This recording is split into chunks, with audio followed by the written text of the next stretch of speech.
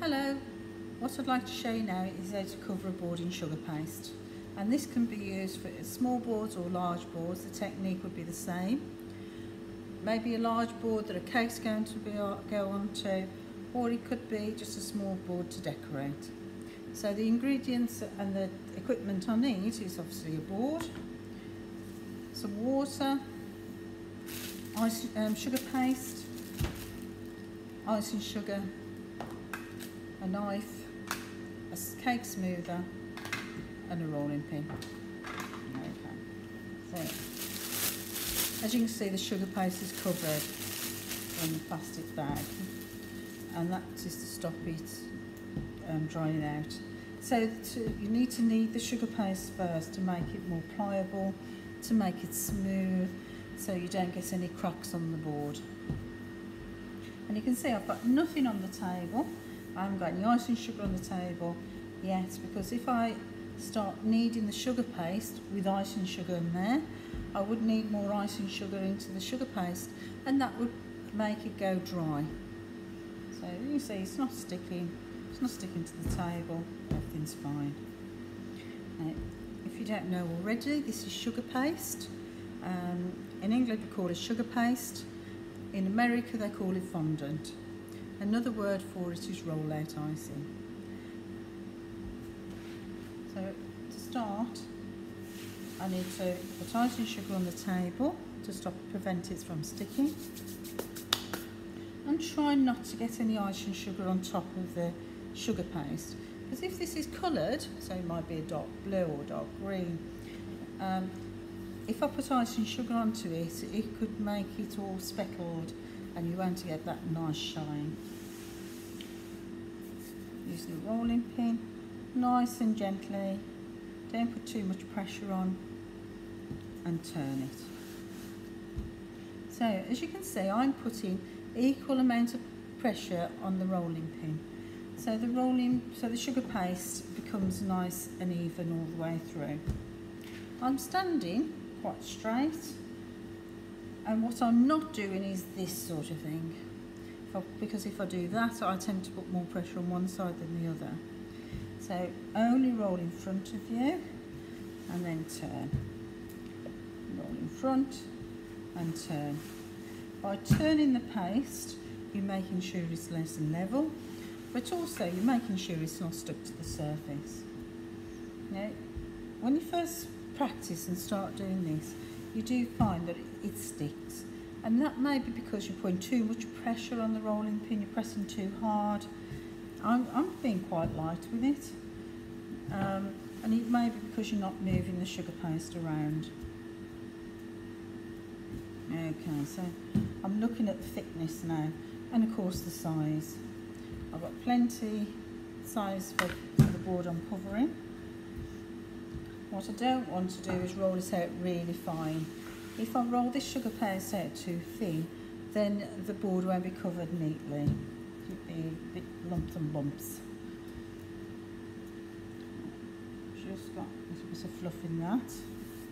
Take that out as I go. You can see all the time I'm turning the paste, nice and gently with the sugar paste. So the thickness with the sugar paste is that. If I cut it, actually you might be able to see it a little bit better. Okay. Now I want it to stick to this board, so what I'm going to do is put some water on it. So you can use a brush or your fingers and just make sure the water covers the board. If I leave a little gap anywhere, what will happen is the air bubbles, it will cause air bubbles. So make sure it's all covered. I'm just going to wipe my hands because it's got water on it. Tip the paste over and place it on. Okay, so look at it. Have I got any air bubbles in it? And sometimes you can't see the air bubbles, but you might feel them.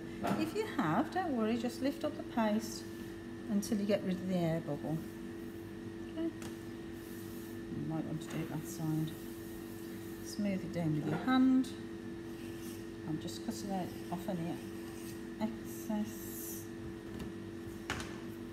And of course any paste goes straight into a bag and that stops it drying. lift up the board, and I'm using a knife or a palette knife will be fine, and I'm cutting away from there. So I'm holding it underneath with my hand. So cut. Now when I cut this, I'm cutting down, down. Quite a sharp knife, down. If you do find, because your knives might be new and sharp, you can always turn it round and use the dull side to cut it, and you might find that a little bit easier. What I'm not doing is going up and down as I cut it, because if I do, it'll lift the paste up and then put it down again. It'll become messy. All I'm doing is cutting it down, down, down. And each time I do it, I make sure that my knife is against the board. So either side as we go. I'm just turning it round on my hand. Again, sugar paste in the pad. Stop it drying out. Okay, look at your board. Check for air bubbles. It's a little bit rough around the edge, so I'm just going to use my hand and smooth it down. Now, if you find that you, I don't know, you had a nail mark in it or something, you can use a smoother to smooth it out. But usually, by using your hand, you'll get a good result. But if you really want to use a cake smoother, go ahead. Now, if you smooth it, you're obviously pushing that sugar paste out a little bit larger. So what you might want to do is just trim that off again. Or you could smooth it before you cut around the edge. Yeah, that's fine. Run your fingers round just to take off that cut edge, making it nice and smooth. And we've got a nicely covered board. If you want it nice and smooth, nice and around the edge, not hanging over. If your paste is hanging over the board, when it's dry, it will break off and take a big chunk of sugar paste off with it. What I suggest you do is look at it and quite critically and think, right, have I got any cracks in there? If you have, take it off and have another go. Have I got any air bubbles? They'll say you want this board to look pretty good. So look for indents, perhaps you've caught it with your finger or you didn't roll it out smoothly. Then take it off and have another go. It needs to be to a good standard. Okay, have a go.